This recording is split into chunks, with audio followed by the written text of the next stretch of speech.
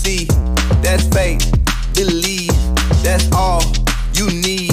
Can't sleep, but I dream. I see.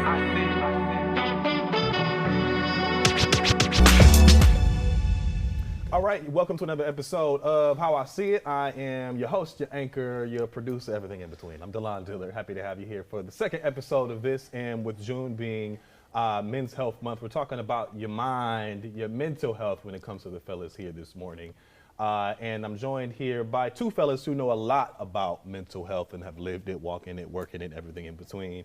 I have Brian Ellison, the founder of the Black Man Project, and Quentin Jiles. He is a therapist, and we talk. You hold a lot of titles. We're talking about therapy today, though, correct. for sure. Yeah. So both of you all work in a space where you're working to attract more men, especially our community, Black men, to take care of their mental health. I'll start with you, Brian. I know you have the Black Man Project, which essentially, and I was doing some research on it, it really works to change the misconceptions. This is specifically from your website. Change the misconceptions like one-dimensional expression and emotional inaccessibility, specifically when it comes to Black men. Tell me more, what exactly does that mean? What exactly does that mean in layman's terms? Essentially, man, I wanted to create the space that I was looking for.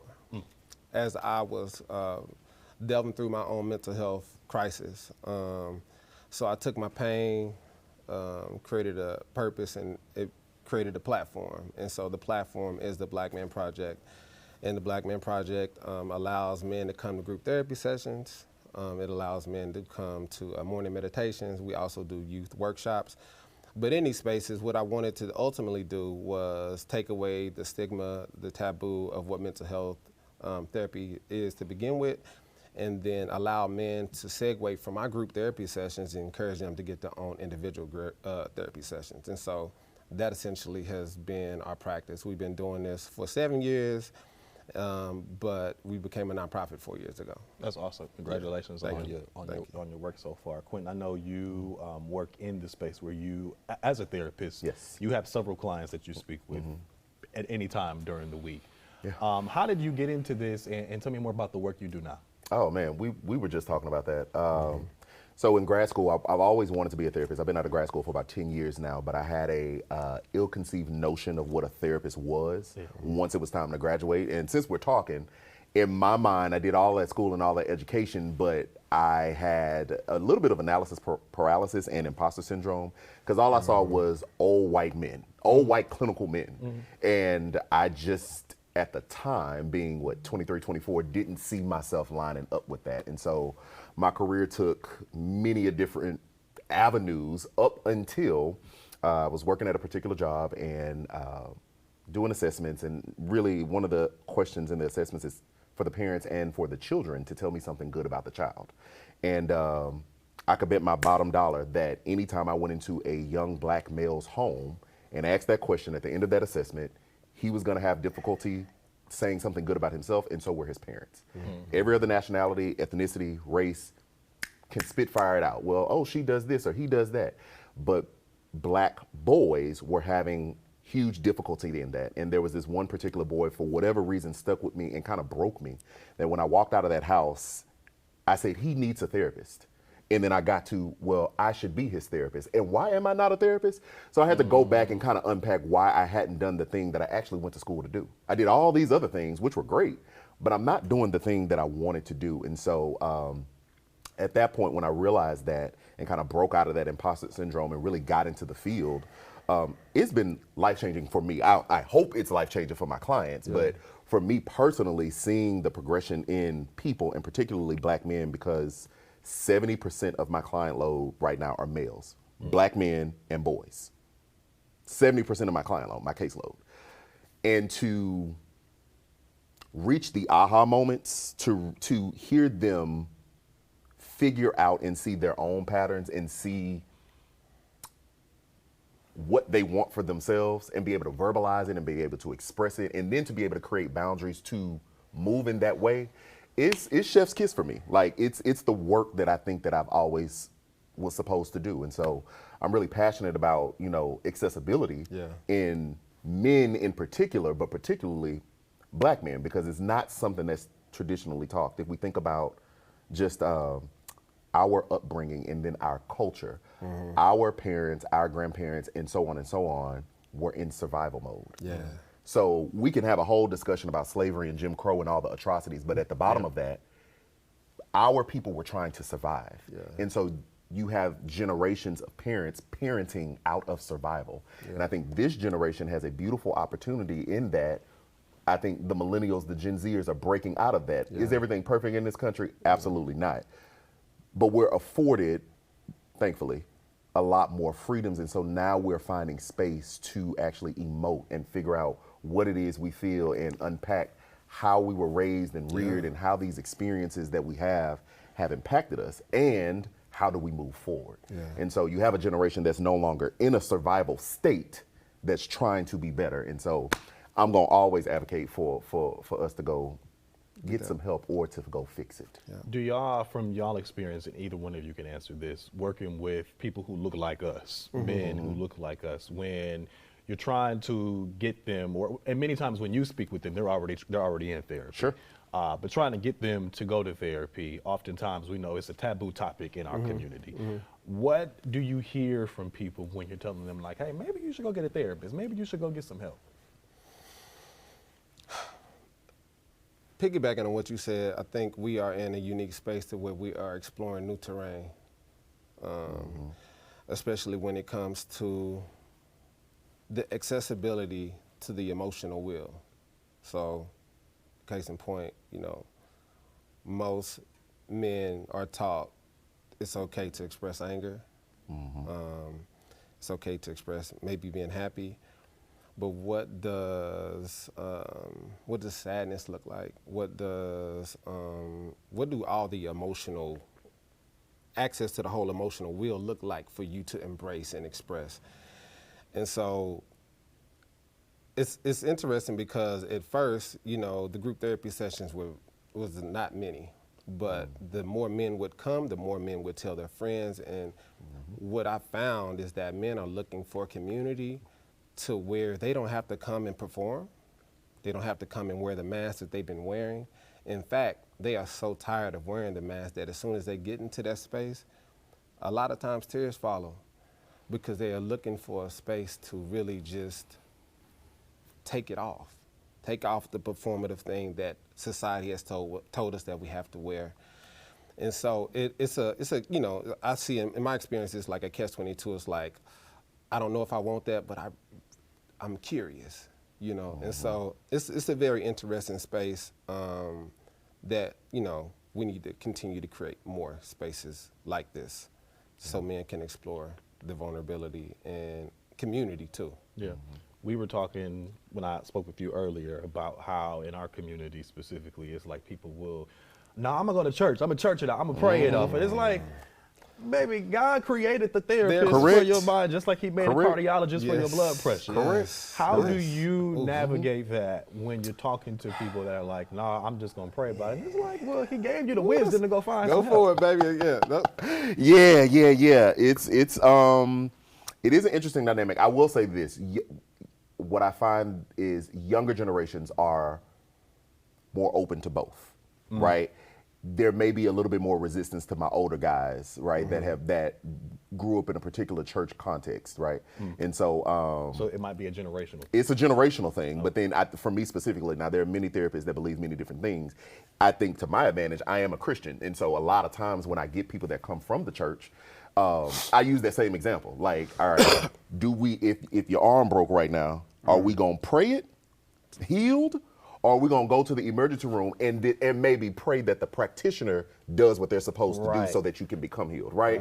So it's a reframing of the idea of therapy. And I really think that there was so much pushback, or there's so much pushback from the particular generation in that is because in church, it's like, okay, scripture, cast your cares on him, give it to the Lord, bring it to the altar, all those things. And so a lot of times those are very heavy topics, right? Whether people are talking about, their finances, or they're talking about the way in which they're interacting with their spouses or their children or pressures at the job or just stuff that they've been through that they don't really want to talk about that's very traumatic from their childhood, right? Okay, it's easy for me to bring that to the altar it's easy for me to just pray about it because it's just me and God. Y'all not here, right? So just, again, reframing it to say, there's space here to help you think about the way you think, right? I'm not your God. I can't save you, but I can help you think about how you think. I can help you identify the patterns that you're in. I can help you unpack what happened to you that shows why you act the way you act, and then present you with a choice. Do you want to keep acting that way, or do you want something different? Because ultimately, my job is not to change you. My job is just to help. And that's the ideology I come from. Yeah. In terms of clients, I know you're saying you have 70% of Yes. men as your clients, and Yes. obviously you have the Black Man Project where you're working with Black men. And we have the Black Man Project and the Black Woman Project. Okay. Okay. Yeah. In the last 6 months, we've been able to assist over 1,000 people with our group therapy sessions. Wow. 2,000 people when it comes to our morning meditations, and over 100 youth with our youth workshops. All that to say that it's proof in the pudding that this is something that people are looking for, and the work is, just tying back to what you said, to be vulnerable, because like you said, when you pray about it, it's just you and God, but there takes a level of vulnerability when you're talking to a complete stranger, and that's uncomfortable, you know what I'm saying? And so when you are in community and you hear somebody share a similar experience, somebody describe anxiety or somebody describing that they're going through a divorce and they're having a hard time, you'll be able to see across the room that somebody is really, you can identify with their experience and like, man, I'm not alone. People just want to know they're not alone in their experiences. And that's been very prolific. And sometimes I'll tell even I have a therapist, and I tell my friends. Well, talk and about- family, yeah, look, in the job I work, I need one. And just being a Black man in society in general, I just think everybody needs one. But I tell my family and friends all the time, it's better to talk to someone who is educated and trained on helping you than telling your friends who could be messy, who gonna then tell your business to somebody else, and they're not really educated on even helping you in the first place.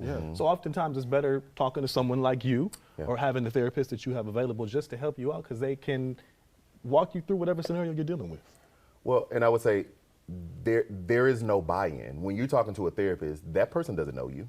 That person they don't go out with you. They don't know the relationship history. They've not seen you from college and have one idea of you, but now you're 30 and they still have that same idea of you. Like it should be a completely neutral person, right? That's just taking whatever you bring to them as fact. That's one of the things in my initial meetings or my initial assessments with my clients. I tell them, like, whatever you tell me, I'm gonna take it as true because I don't know. Nor am I going to go find out. So as we walk through this, if you tell me something, I'm just going to take that as true. And I think it does kind of break a barrier in people that, one, they're going to be believed, right? That their experience is going to be validated because I don't have anybody else's point of view. Now, does it still take work for people to get there? Yes. Some of them, I tell them that, and we right into the work. Others, I can think of right now, we're still building rapport. We're still building community with each other for them to trust me, but they keep showing up every week. So they said something, even though we've not really gotten to the issue of why they're really here. They're not ready, but they are ready enough to come. Do you think, both of you, especially being Black men working in this space, do you feel like that makes a difference when you're talking to other people who look like you? Because you can, and this being called How I See It, a lot of times it's talking about how people see something. So how people see therapy, they see you, and you can change the stigma of it. You feel like that's what y'all part of your assignment really is? 100%. Representation matters. We're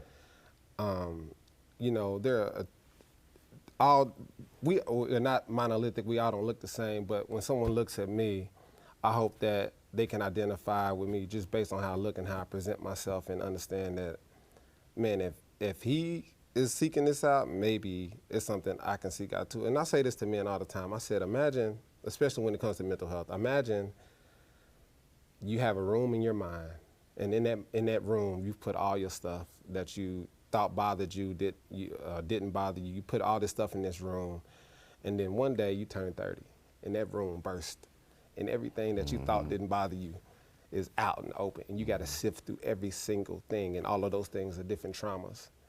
You need help with that. You need professional help with that.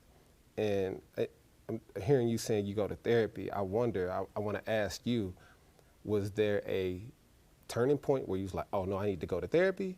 Like, was it something traumatic, or was it like, let me get ahead of this because I feel like I'm not okay?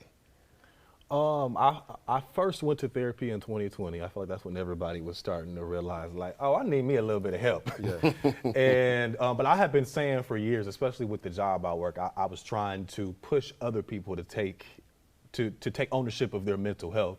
And it was like, boy, you're not even taking ownership of your own mental health. Like, you're being hypocritical. So this is my second therapist, because I went to therapy in 2020, and then I just started going back to a new one when I moved here.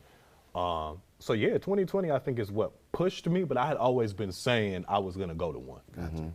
So yeah. That's good. And I've always been big on, my therapist is black, and that's not to say because you're black you have to have a black one. Sure. But I was always big on having a black one because I wanted someone to, in my view, who could understand me, and I don't have to explain everything to you. And it's some days where it's like, I'm on therapy with her on Zoom with my do-rag on and my robe on, laid under the covers, just talking to her. And to me, it's like, that's like my homegirl. And that's how it should, to me, in my opinion. I mean, and you can weigh in. Is that how you would want your clients to view it? Like, y'all are not friends. We're not. But it's like you're talking to a friend. Sure. There is a certain level of comfortability that I want my client to have, but there's still a boundary that I have to keep as the therapist to ensure, like, we're not friends. I'm here to help. I'm here to assist.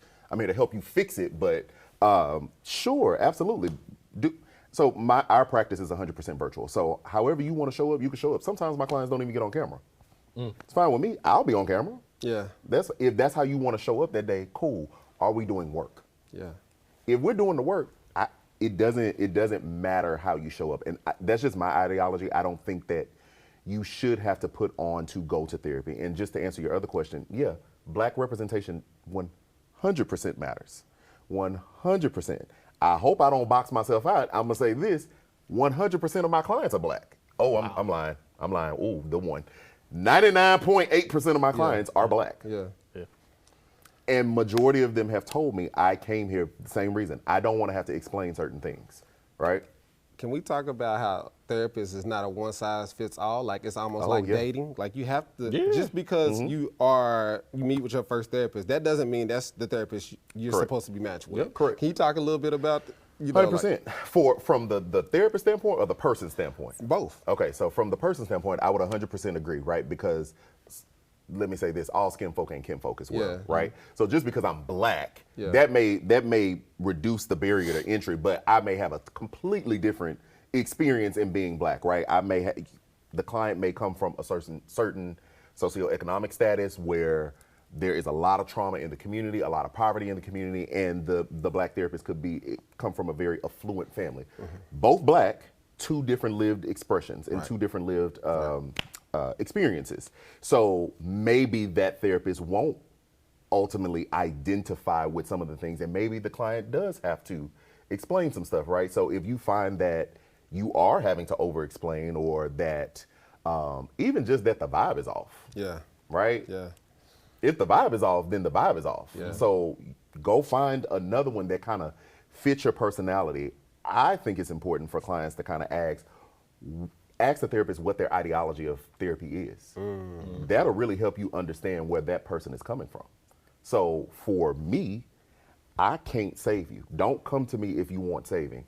Jesus alone, that's it. What I can do is assist you. Like I said it earlier, all I can do is assist you in trying to identify patterns. I can assist you in trying to do something new. I can assist you in unpacking some of the stuff so you can show up better. And then if you tell me what you want, I can assist you on finding and setting goals and boundaries for us to get there. But don't come to me if you want to be saved. Some therapists think they can save you and heal you. Great. That's not my ideology. So it's important for clients to ask their therapist that. And then on the flip side, therapists have to we're not supposed to, hold on, I don't want to get in trouble. We're not supposed to have like favorite type of clients, right? However, just like with a doctor, there are different expertise, right? Yeah. If I'm having issues with my heart, I'm gonna go to a cardiologist. I'm not gonna go to an optometrist. Yeah. Right? Sure. So there's specialties within the field. And so therapists have to get to a space where they understand their skill set, get the proper training for an ideal type of client that you want to serve, right? The population you want to serve. And so sometimes we can get caught up with just taking everybody, which is not beneficial, because are you really serving the client the best you can because you are this mass generalist, which is not a bad thing, because you even have generalists in medicine. But understanding who is the population that you want to serve, who are you passionate about in this call of helping folks, and aligning yourself with that. And so that's why screening clients is important as well. So if you come in and I know I have a really strong background in anxiety and depression, but my client comes in and has been diagnosed with bipolar, well, what's my skill set to handle a bipolar client? Right? What is my skill set to handle a sex or porn addicted client if that is not in my training? So then also having other resources and collaborating with other folks to be able to refer those clients to someone who may be able to better serve them, because that is the work. That's why we're doing what we do. Juan, forgive me. Give me an extra 2 minutes. I'm sorry. I'm sorry. All good. Because we're running low on time, but I have a little bit extra time I can add to it. In terms of, and I both of you can answer this, for a man that may be debating therapy, debating on if they want to go, or just saying, no, I'm not even, a therapist can't help me. How do you redirect them? And how do you redirect them on reminding them you can be transparent and still be a man and still be strong? I'll start with you, Brian. You know, the first thing that comes to mind is when I think about mental health, it's not just one thing. Like, yes, you can go to therapy. Sometimes mental health looks like making a routine to go work out, going hiking with friends, creating community. And sometimes you have to meet the people where they are, like we talked about earlier. And so if they feel like that, I don't think it's my job to convince them. You know, I hope that they arrive at their place on their own, but I will push community. You know what I'm saying? The idea of what it means to be around people and not because we have a problem with isolating ourselves. We put ourselves on an island, we think we're alone, and some people live there. And so my hope for them is to pull the island in, say, hey, come over here, and then from that, you know, open them up to possibility. So I'm gonna give you a clinical model. So we would call this the stages of change, right? So the first stage is pre-contemplation, which is really what you're asking. If a person doesn't know or doesn't think there's an issue, right? Pre-contemplation says the person doesn't see what everybody else is seeing. They've not contemplated, they've not fathomed that this is an actual issue, and they're really in a mode of like, it just is what it is, or this is how I am, right? The next stage of that is contemplation, where a person can identify it, but they're now weighing the pros and the cons of, do I stay the same or do I change whatever it is, whether it's themselves or a thing, a job, whatever. So if we're in that pre-contemplation stage, I'm not gonna beat you over the head to make you see something that you're not willing to see. Now, I do have clients that I have that are mandated to be there. It's a totally different population, right? That takes a lot of extra work because they don't want to be there anyway, but they are mandated. So it's not really a pre-contemplation thing. They have to be there for other reasons. But if a person doesn't see that there's an issue, there's really not much you can do to convince them until they hit a space where they see it as an issue. And once they begin to see it as an issue, I think that provides access for you to dialogue and talk about what are some next steps. What does it look like to change it? What does it look like to get better or to be in community? So that's a tough one, but I'm not in the interest of beating people over the head to help you help yourself. You got to see yourself so then you can fix yourself. So Correct. Real quick, how can people get in contact with either of you if they need to? Follow us on Instagram at The Black Man Project, or go to our website, theblackmanproject.com.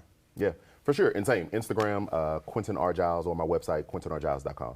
All right. Well, Brian and Quentin, I appreciate you both. We could talk about this for another 20, 30 minutes. Yeah. So I appreciate both of you for being here and your time, and Appreciate you for joining me here as well. Make sure you get you a therapist if you can, for sure. Yes. And there are so many resources. You got therapy for black girls, therapy for black men, I believe, is online too, where you can find a black therapist. I'll see you back here next week as well for another episode of How I See It, and that's how we saw it today. Have a good one. You see, that's fake. Believe, that's all you need. Can't sleep, but I dream. I see.